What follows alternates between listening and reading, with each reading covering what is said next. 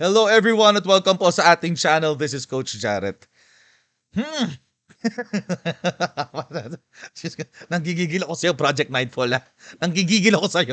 Anyway, bago tayo pumunta dyan mga kaibigan, welcome po sa nandito ngayon sa ating live stream. 101 sa atin pong Facebook at ilan naman tayo sa YouTube. Oh my God! 538 po dito sa ating YouTube. Maraming pong salamat sa inyong patuloy na pagsuporta. At kung hindi nyo pa po nagagawa, please click subscribe at meron din po tayong notification bell para malaman nyo po kung meron tayong mga bagong schedule ng live streams. Tulad po ngayon, no, tulad nito, biglaan to. Hindi ito nakaplano. At kaya, wait lang, lagyan natin ng konting ilaw. Ayan, bright. Ayan. Hindi ito nakaplano, kaya maganda na naka-notification bell kayo para malaman nyo kung meron akong schedule ng upload. Also, huwag nyo rin po kalimutan, paki-follow tayo sa ating Facebook page. Let's Unpack This by Coach Jarrett. Ayan, isa lang po ang ating topic today. Mga kaibigan, wait lang, dadaanan ko lang to bago ko ilabas ang gigil ko.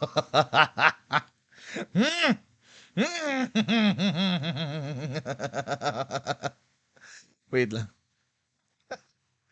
Bago tayo magpatuloy mga kaibigan, dahil isa lang po yung topic natin, mag-shoutout muna tayo sa ating business partner na si Wonderfully Made. Wait lang, taga mag-load. Ayan.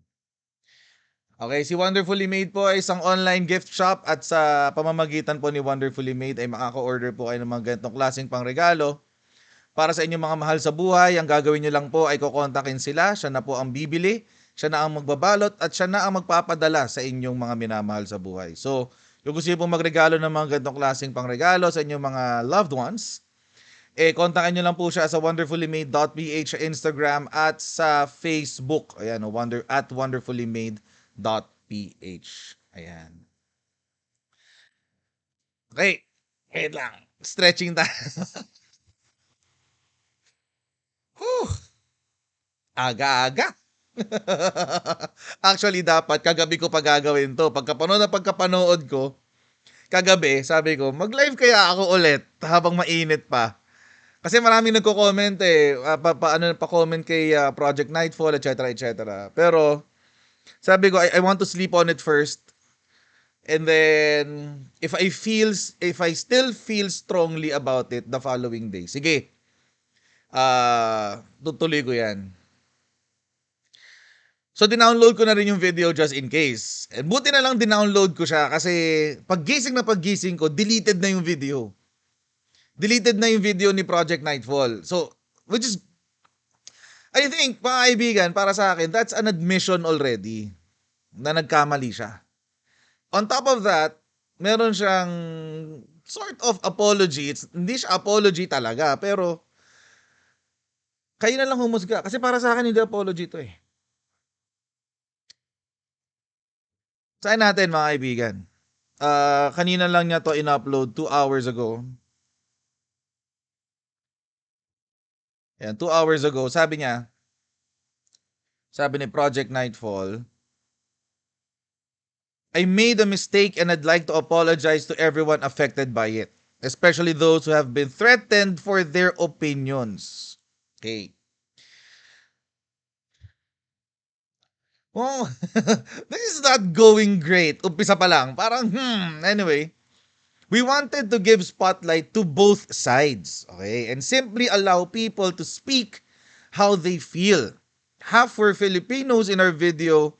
We're celebrating and believing this is a good step for the future of the Philippines. And the other half, in our video, were Filipinos who were disappointed and in fear.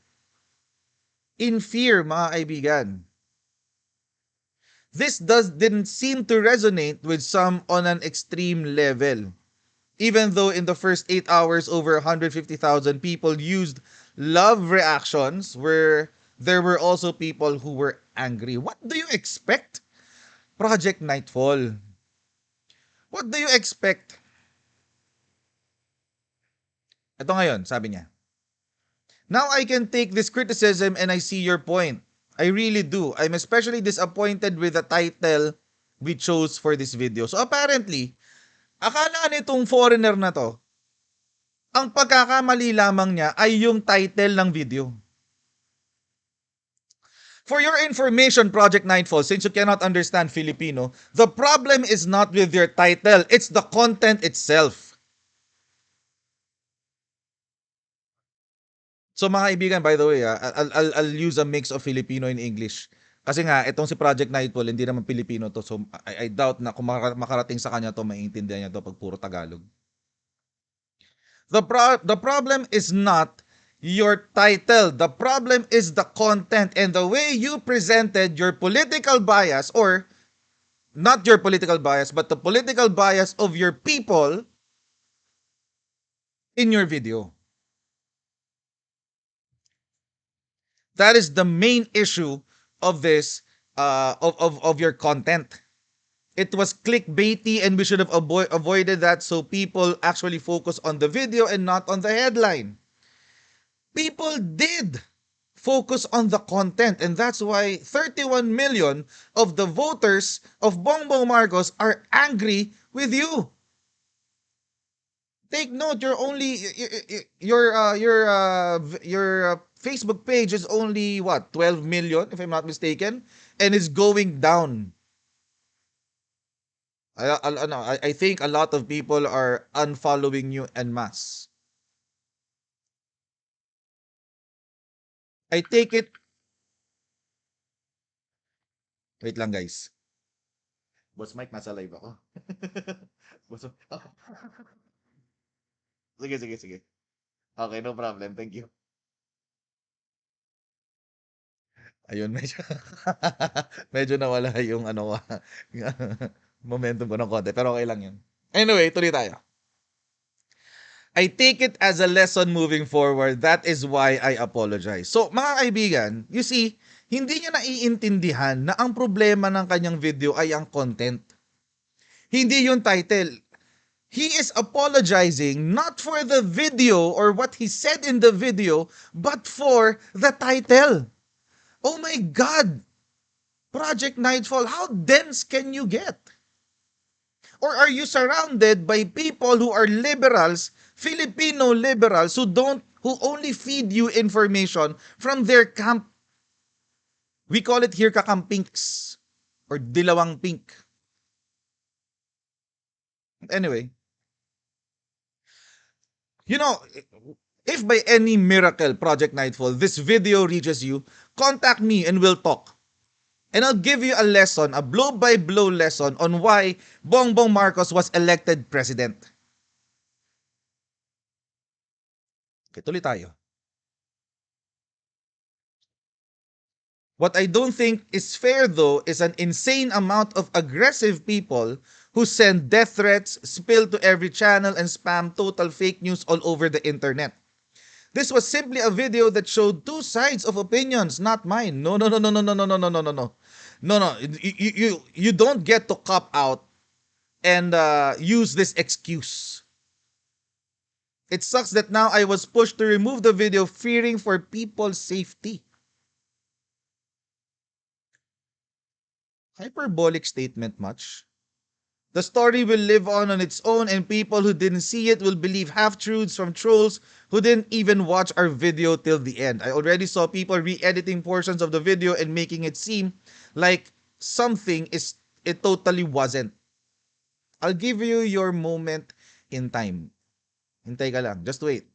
Give me a minute. Give me a minute. I'll give you your moment in time. I'll give you your fair the fair commentary that you're asking for. Kasi ito yung sinasabi niya dito eh. Hintay ka lang sa mga ano. Gigil ako much. Being so aggressive only proves that you don't allow others to have their opinions and resort to extremes of attacking them. It is not nice. It's okay to disagree and have a discussion. It's not okay to be nasty and aggressive. Thank goodness we blurred people's faces. Tomorrow is my 33rd birthday, and so I'll be taking a break from reading social media to protect my peace. Oh my God. How elitist is that? Oh my God. After you post that stupid video that you made, you go and hide somewhere. You delete it first and foremost, and then you hide because of it's your 33rd birthday. Okay, so you existed for 33 years in this world. I've been existing for almost for more than 4 decades already. Not only that, I lived and breathed and actually worked and understand the uh Filipino politics. Now, mga kaibigan, this is a cop out. This is a cop out. Pa-victim na, ano, victim card activated ulit tayo. You're not apologizing for anything. If anything, Project Nightfall, you're justifying the video that you made.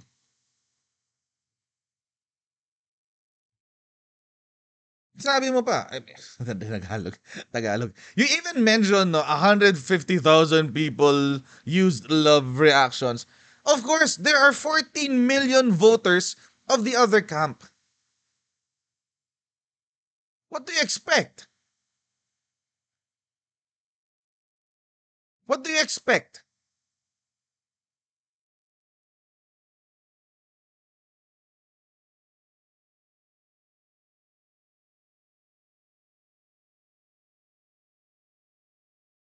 Anyway,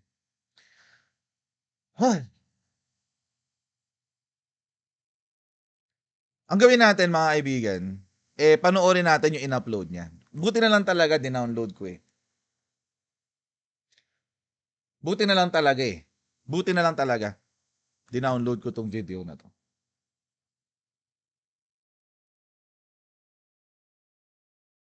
Ah.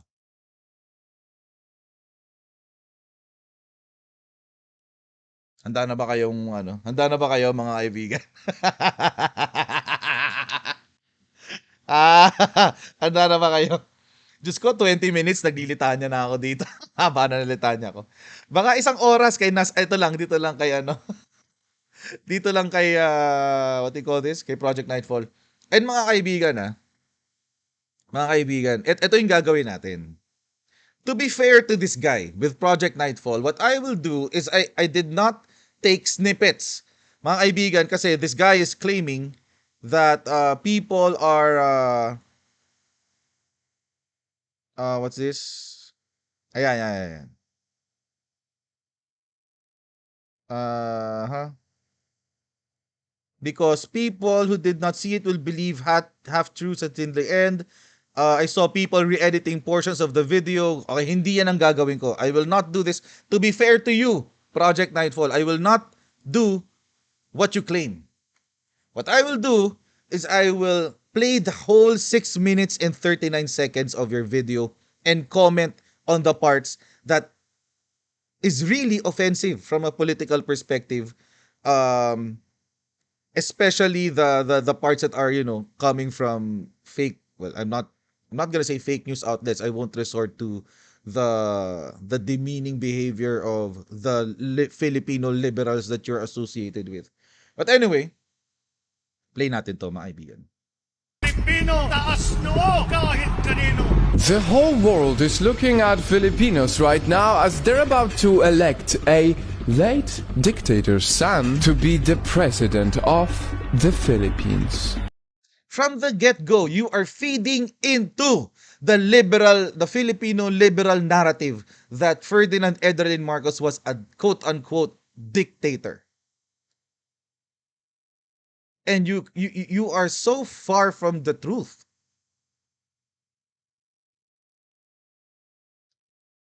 That is so far detached from the truth. What's your basis for calling him a dictator?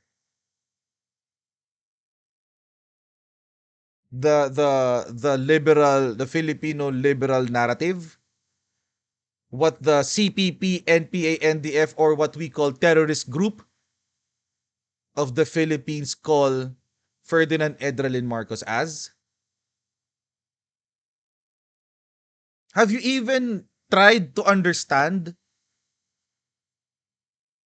why he was called a dictator and tried to understand the opposing view? I don't think so because I did not get the memo. But anyway, tuloy natin. in other countries, this is what you'll see.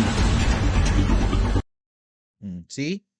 From the get-go, this is a smear, this is a black propaganda video. From the get-go, see? Translation, the greediest dynasty in the world is back. And you have Bongbong Marcos there. This is from Germany though, according to him. Yeah, no? Build Deutschland. So this is really from German. Oh. Listen to, and you included this one, the one from late show something. And from outsiders watching it unfold, this is what you'll hear. The son of a guy who terrorized the Philippines for years is now the front runner to take over. Bongbong Marcos has shown virtually no remorse for what his father put the country through. So why is it that this... See? Terrorized. You even used content from a very, very biased, I don't know who this guy is. Who is this guy? Who is this guy? I don't know who is. This guy. I don't know who this guy is. Who the F is this guy? To speak about Philippine history and Philippine politics. Bongbong Marcos has shown virtually no remorse for what his father put the country through. So why... John Oliver. That's the name of the guy. Oh my God. Has he even been here? Terrorized the Philippines? Or terrorized the terrorists? Because that's exactly what happened.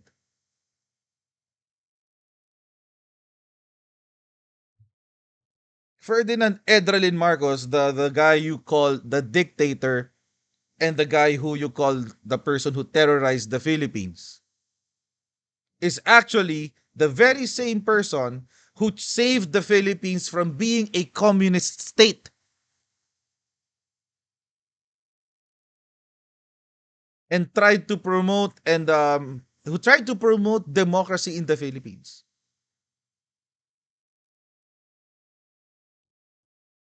How how stupid can this Project Nightfall get?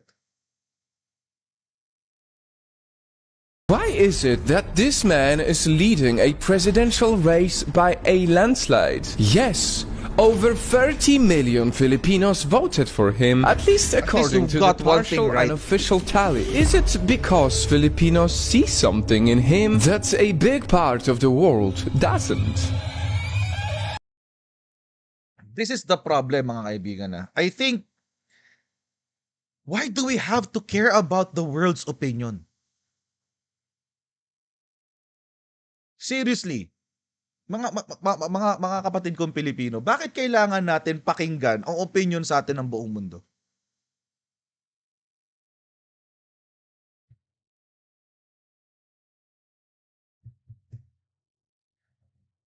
And who gave you the right, Project Nightfall, to push a political narrative that is obviously biased from the perspective of Philippine history? Because the Philippine history is written by its victors, di ba? Sabi. Other than I cannot see any other reason for creating this content and pushing your opinion coming from the liberal Filipinos for any other reason than Pinoy baiting, di ba? They call it Pinoy baiting.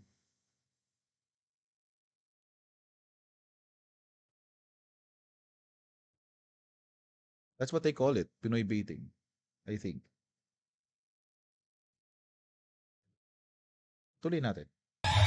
Nightfall. This is a special video that will spotlight, not my opinion, but the voice of Filipinos for the Filipinos. And if you're watching this election unfold from a different part of the world, stick around because you might get your answer.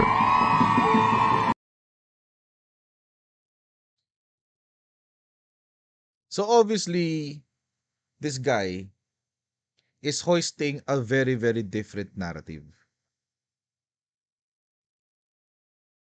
Foisting pala, hindi pala hoisting.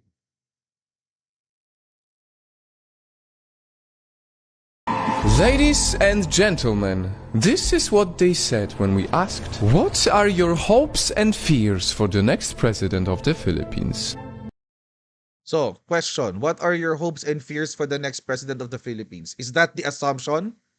Sorry, is the assumption being Bongbong Marcos becoming the next president? Because that's the premise, di ba? That's the premise that was mentioned earlier. Yun yung sinabi niya kanina. Na si Bongbong Marcos ang leading sa partial and unofficial count of COMELEC. So now the question is, napaka-generic. Why now shift to a very generic question? What are your hopes and fears for the next president of the Philippines? Why not identify Bongbong Marcos? Right? What are your hopes and fears for Bongbong Marcos, who is the next president of the Philippines? At least you should be forthcoming with that, at the very least.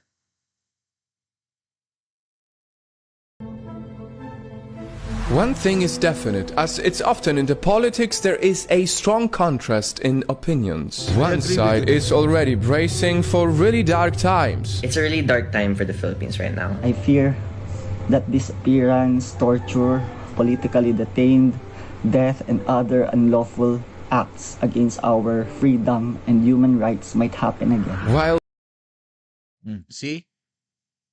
Kasi let's finish the other natin yung thought is process. celebrating a bright future ahead. And as 30 plus millions of Filipino people voted for him, I don't think we have the reasons to be afraid of, because yes, majority of us believed in him.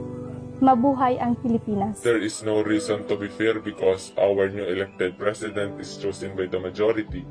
And I hope that new administration will help all of Filipinos in call of needs and put some good plans in health, education, economy, and infrastructure. It's almost like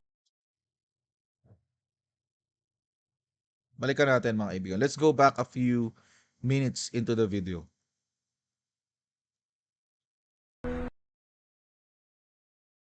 bracing for really dark times. What gave you the idea that the Filipinos are bracing for really dark times? It's a The really dark opinion of time these for the people. Philippines right now. I fear See? The opinion of these people. Did you bother to validate that information?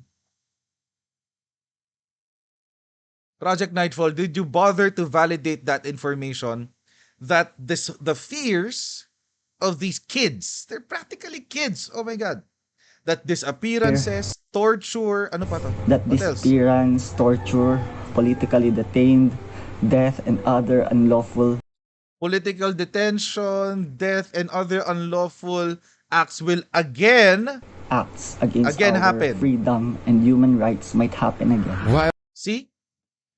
Might happen again.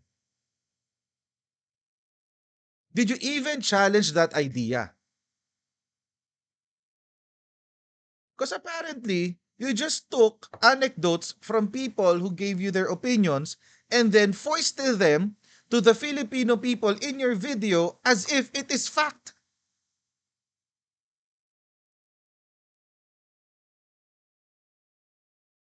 This is not facts. These are opinions. These are anecdotes. You could have at least used numbers.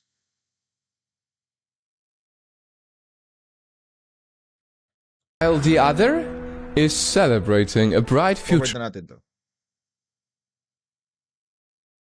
It's like they're living in different realities, holding different sets of facts. How could I trust a leader who uses disinformation networks to promote himself, fake news, and trolls?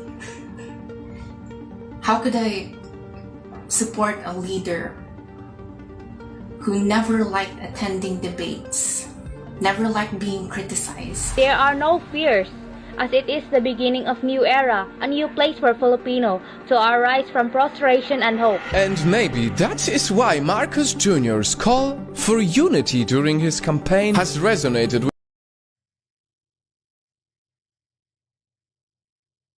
let's go back.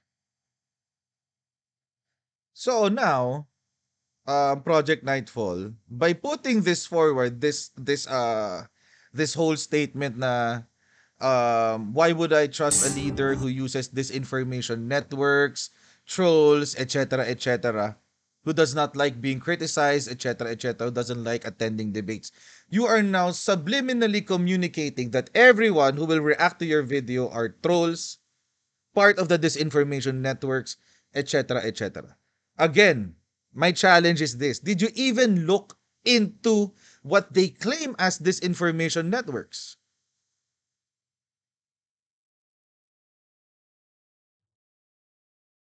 Did you even try to validate this information?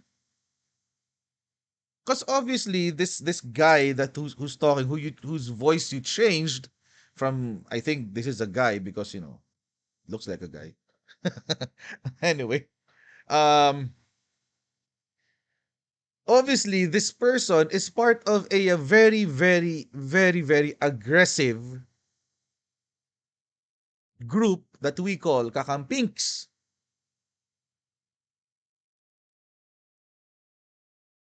And then after that, you juxtapose this video with someone. There are no fears, as it is the beginning of new era, a new place for Filipino to arise from prostration and hope. And maybe You juxtapose it with someone whose response is completely different from the first video, or from the first person. For example, what you could have done is, there's this person talking about trolls and disinformation networks, etc., etc., and then juxtapose it with someone who's at least negating what he said. Right? Don't you think that's fair?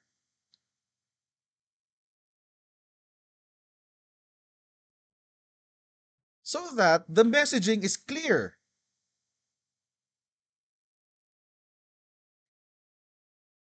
that is why Marcos Jr.'s call for unity during his campaign has resonated with a lot of people who are simply tired with the so-called toxic division. I fear that the relationships, friendships that's been broken by the elections, we all have our differences, we all have our own principles and beliefs. But then That point, everyone, I think all of whatever this guy says is BS. You know why?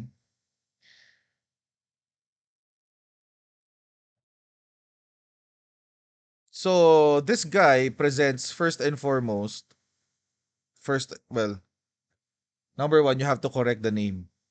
Marcos. It's not Marcos. Um, this guy said, okay, unity, unity, unity, unity. And then, again, juxtaposed it with a comment of toxic division, as if implying that the toxic division is coming from those who subscribe to the unity message of Bongbong Marcos. Have you ever tried to fact check this, Project Nightfall? Where is the division coming from? For the past 6 months, since since the filing of the certificates of candidacy by these different presidential candidates, only one camp, and it's well documented, only one camp has been subscribing to negative campaigning, cancel culture, etc., etc. Only one camp. And that's the camp um and that's the camp who has your ear.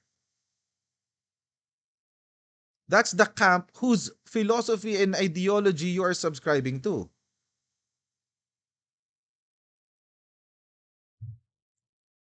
Have you ever tried to question that? Where this toxic division is coming from? No. Not once in the video did you at least showed proof where the toxic division is coming from. But it is well documented here in the Philippines. I was a victim of that toxic division. I lost business clients because of that. I was attacked by accountants for Lenny because I contradicted the unqualified opinion report that the pinks are promoting. I don't think you're aware where the where the toxicity comes from. And even today, even up until this time, May 14, 2022, 1:02 p.m. Up until today, the kakampinks, the liberal Filipinos are still canceling. They are still unfriending and they are still playing the victim card. Pointing at pointing at us as the source of the toxicity. Case in point, their candidate Lenny Robredo lost. Of course, us who voted for Bongbong Marcos will celebrate. What do these kakampings say? They say, okay, these people are just mocking us. They voted Bongbong Marcos to mock us kakampings. Oh my God, how narcissistic can that camp get? We voted just for the sake of angering the liberal Filipinos? Oh my God. Those are the details that you don't understand, Project Nightfall. And I don't think you even bothered to investigate on that. Relationships, friendships that's been broken by the elections. We all have our differences, we all have our own principles and beliefs. But then the critics also ask, what is the point of unity under a family name that has stolen so much from the country? My biggest fear for this election is to have a president that is stained with corruption and built by disinformation. I am genuinely scared to put back into position what the people back then ousted. To which Marcos supporters usually counter with Okay. Wait. I'll finish the thought process. Who thinks it is time to forgive what his family did and that he cannot be judged through his father's sins. See how shallow your analysis is? Project Nightfall, see how shallow your analysis is. You proposed that there is a genuine fear from Filipinos that a person who is stained with corruption, and you even posted different news clips. Well, from who? Inquirer.net. Oh my God. The most biased, one of the more biased newspapers in the country. You even used Inquirer.net as reference. And then you will juxtapose this with a response that you assume that we who voted for Bongbong Marcos, that our response is, it is time to forgive what the family did. And what else? He cannot be judged through his father's sins. Hey, I have something for you. I have news for you, Project Nightfall.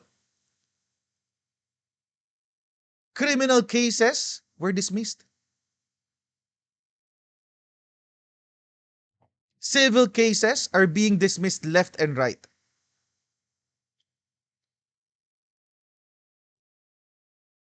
The Philippine courts itself, the judicial system of the Philippines, validate that there was no stolen money from the national treasury that was deposited in the Swiss accounts. The criminal case that was dismissed by the Supreme Court says that.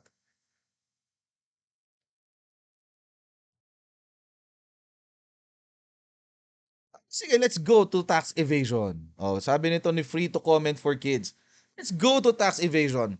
What did it say? What did the courts say? What did the Court of Appeal say? There was no tax evasion that happened. That Bongbong Marcos was under the withholding tax system. And during his tenure that he was governor of Ilocos Norte, he was paying his income taxes through the withholding tax system.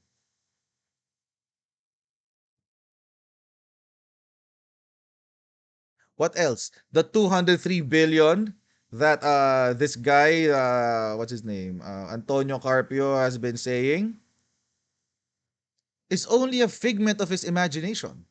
We cannot even determine the Marcos estate. How much more the penalties that we're going to give to the Marcos estate.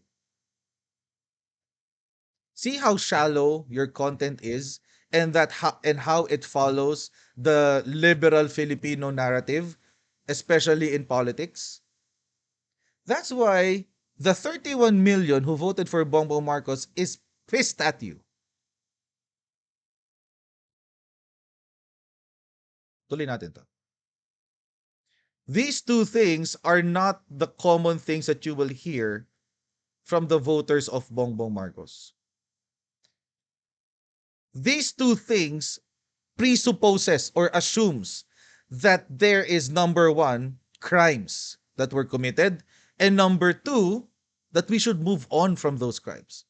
But the fact of the matter is, no court has convicted the Marcoses of any criminal liability for any of the things that you are accusing them of.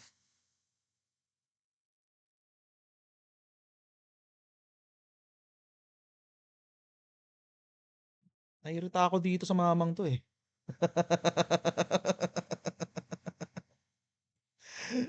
Jirita ako eh.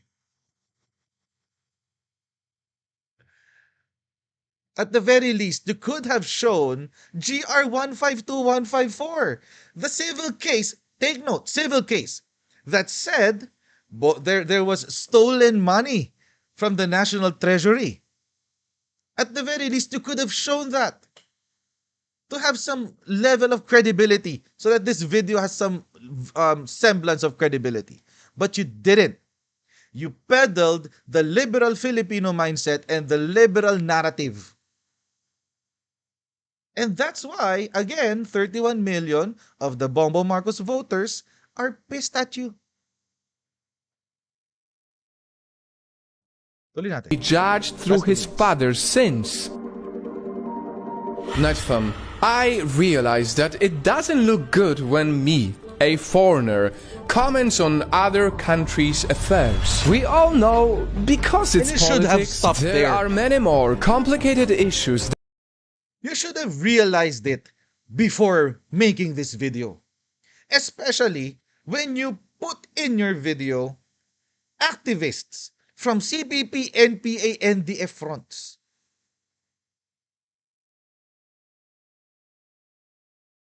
Like this one. That this video has not even touched yet. Rampant fake news, disinformation, some reports of election irregularities, to name a few. Okay. I've seen this video, Project Nightfall, and this is not an election irregularity. You know why? Because voting ended at 7 p.m. Voting ended at 7 p.m. Can you see the background? This was done at night.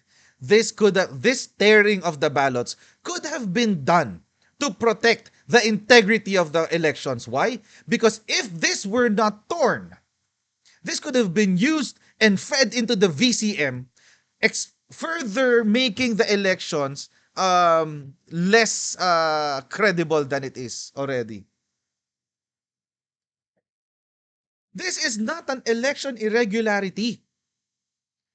The kakampinks or the pink narrative, the liberal narrative, foisting it as an electoral election irregularity. Why? Because their candidate lost.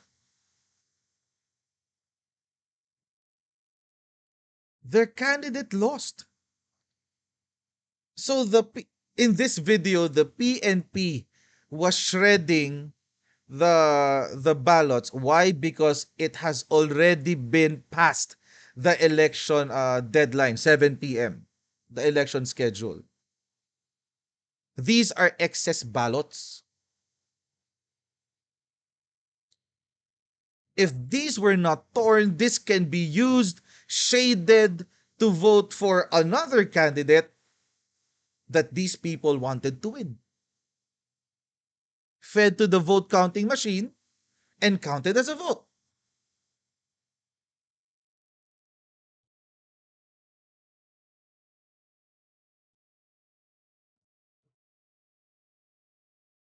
And you know what?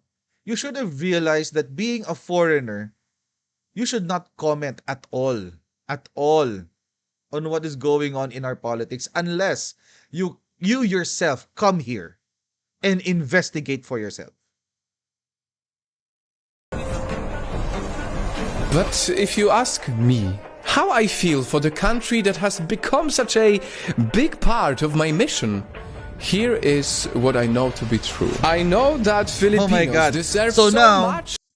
So now you will try to salvage this video by showing people, I was helping the Filipinos, etc., etc. I just wanted a better Philippines because I love the Filipinos, etc., etc. From their government. I know that the poor and the underrepresented demand a public servant who truly cares about their needs in jobs, health, and education. And I know that every voter only wants best for their nation. And as I know all of this, I must tell you something that is very sad. That is such a cop-out. After you bastardize the majority the majority vote and insulted the person they voted for, you say, oh, but well, the Philippines deserve a public servant that will focus on their needs and meet their requirements, etc., etc.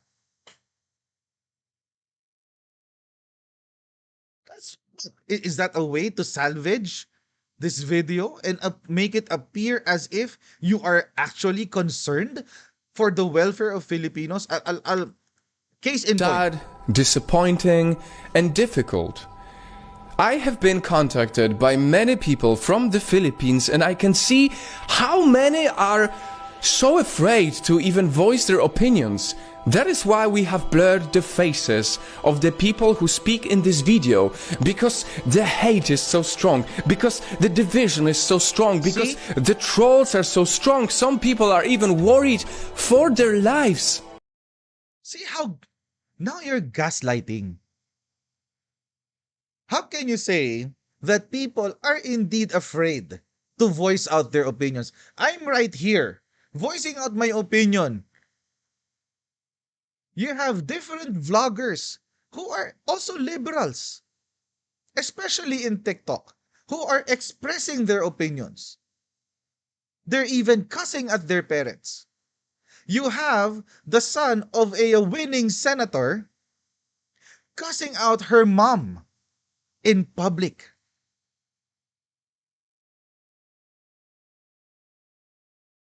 Is that a sign of repression of free speech? Obviously, you are feeding into the liberal narrative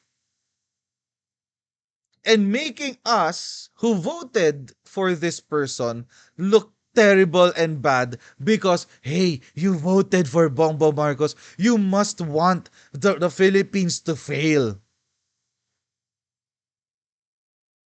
And looking down like this and looking up to camera like that makes it much, much worse. simply for expressing their opinions. I have said That's it such before BS. and I'll Oh my say it God. again. The Philippines You showed INC in the video, Project Nightfall. You showed INC. You showed the Iglesia ni Cristo here. While you are talking about repression in freedom of speech. When the INC was a victim of contrary opinions from the liberal Filipinos.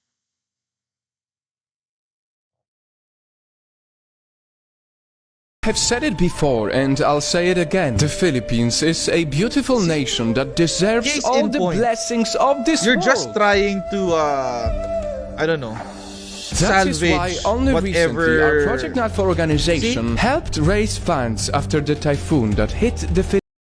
We are helping you Filipinos. We just love the Philippines. So our opinions matter. Oh my God. Thank you for the help, but I don't think anyone asked you. We have been doing well on our own. But thank you for the help. But don't use it as if it is a blanket excuse that love covers all matters of sin, all manners of sin. I don't like who you voted. You voted for a dictator, a liar, etc., etc., etc.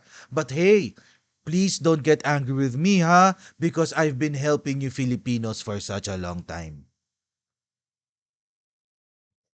31 million Filipinos disagree with you. Filipinos. Over 20,000 affected people received help from it.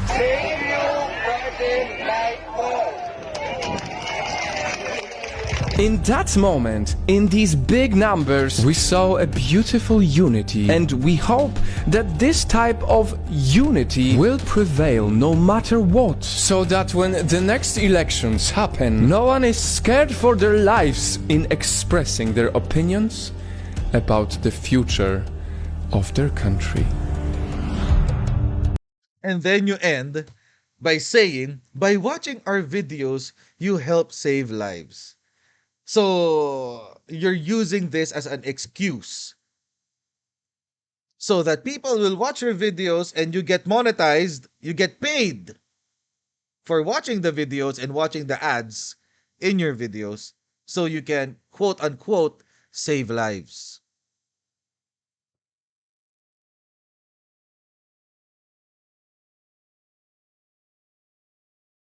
I have nothing against earning from social media.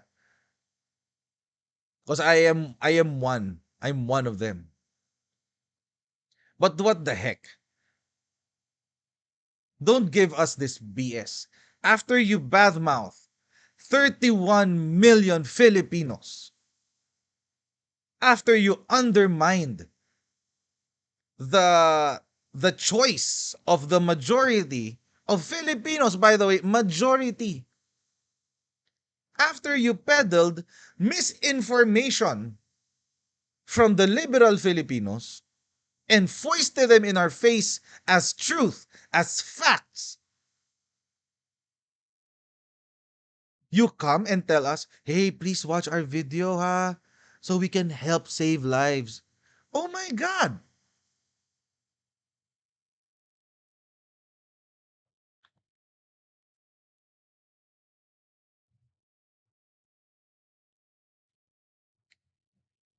Napa-English tuloy ako ng tuloy-tuloy. Oh my God!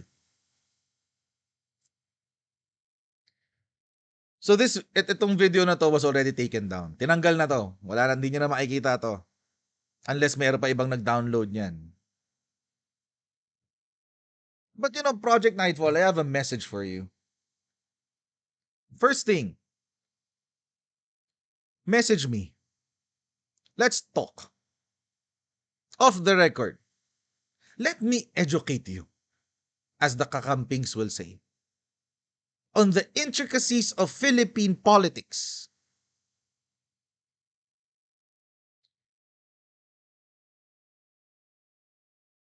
Second message, leave our country alone. Help us if you want. No problem. Because it's not for me. You're not helping me. You're helping the less fortunate. No problem. But leave your political shoes out of our door. We don't need your political opinion from a very privileged position from, I think you came from Poland, right? How many people live in Poland? Wait. Poland population. See? As of 2020, your population is only 37.9 million. 38 million. Let's round it up. 38 million. The Filipinos who voted for Bongbong Marcos are 31 million.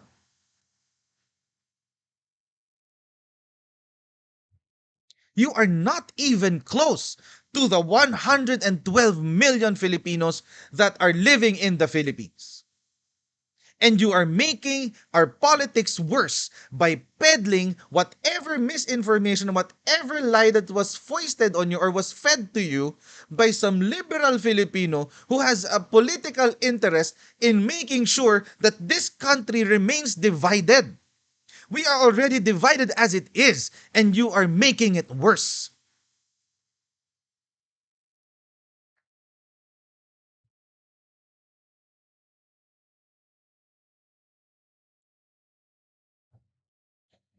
Oh, kape.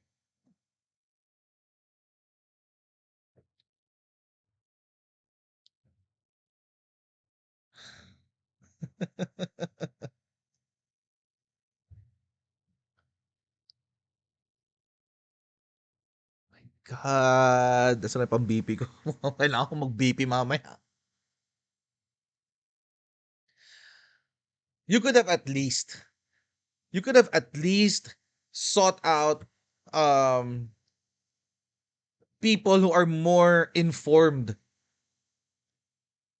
about Philippine politics. And I'm not referring to myself. There are better people than me who can teach you, who can help you navigate through the different complications of Philippine politics before you hoisted and before you posted this video, this trash video of yours.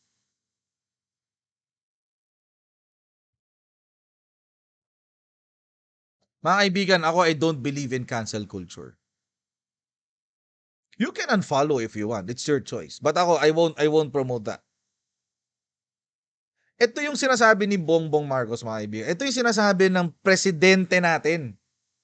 Nung tinanong siya sa CNN, kung dapat ba nating i-regulate ang social media. Ang unang-unang sinabi ni Bongbong Marcos, ni President Bongbong Marcos, how are you going to do that? Hindi mo kayang i-regulate ang social media. Okay lang yun. You know why? Because sinabi rin po ni President Bongbong Marcos na ang social media is self-regulating. If someone posted a video expressing their own opinions, someone else will react. It is self-correcting. Like me. So nag-react ako dun sa video ni Project Nightfall. It is self-correcting. Now, it is up to you. Kayong sa audience. It is up to you to decide.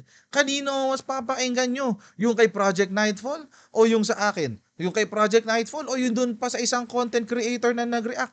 Dun sa kay Project Nightfall o dun sa mga iba pang mga tao na nagsalita tungkol dito sa content ni Project Nightfall?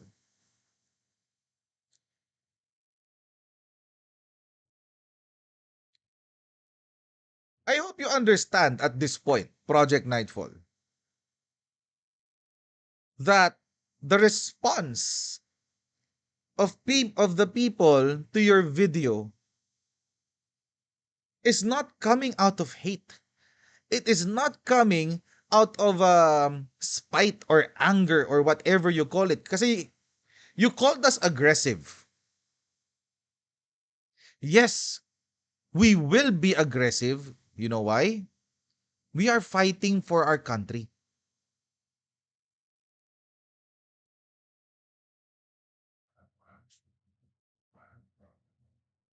The kakampings do that. We do that. And I guess that is something that you have to understand about Filipinos because apparently you don't know it. That when it comes to our sovereignty and our freedom, we will really fight to the death. If you know our national anthem, the last line of our national anthem says, ang mamatay ng dahil sa'yo.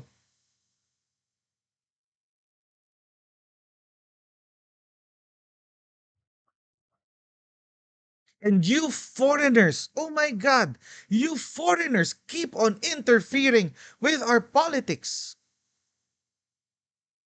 1986 revolution, sponsored by America.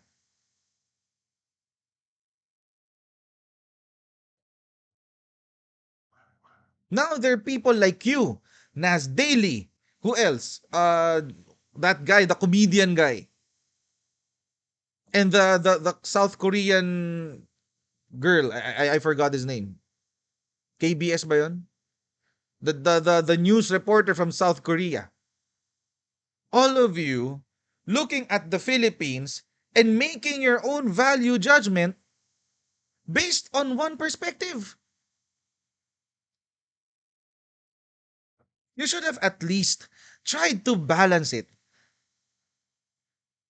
by looking at the other side. The doctor, si Doc Adam. Arirang, ayun, Arirang pala yun.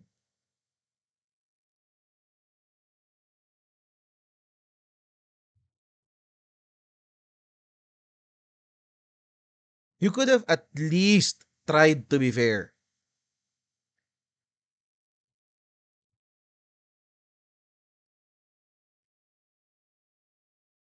And I'm sure you have your own issues in Poland. Focus there. You focus on your own thing and let us do our own. Pasensya na po mga kaibigan na sa 3,769 na nandito ngayon. Inglisan talaga tayo today. Dahil baka makarating kay Project Nightfall, hindi niya maintindihan at ang interpretation sa kanya ng mga tao nakapaligid sa kanya ay very, very slanted. Kaya kailangan ko pong i-English.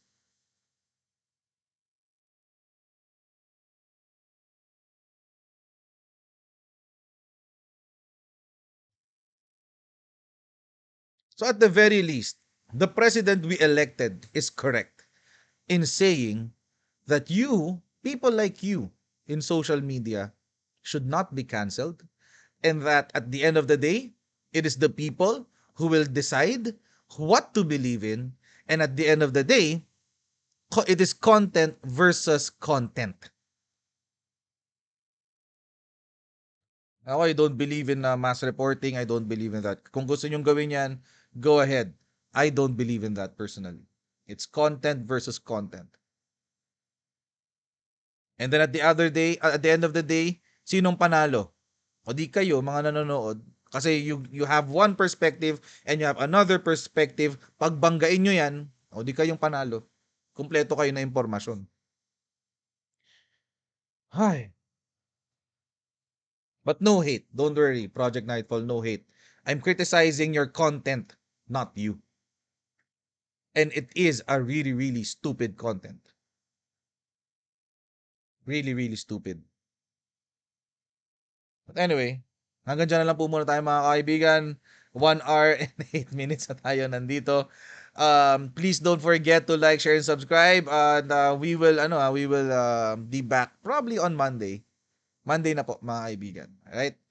So, hindi ko na po ito ipa-private. This is it. So, hindi ko na po ito ipa-private.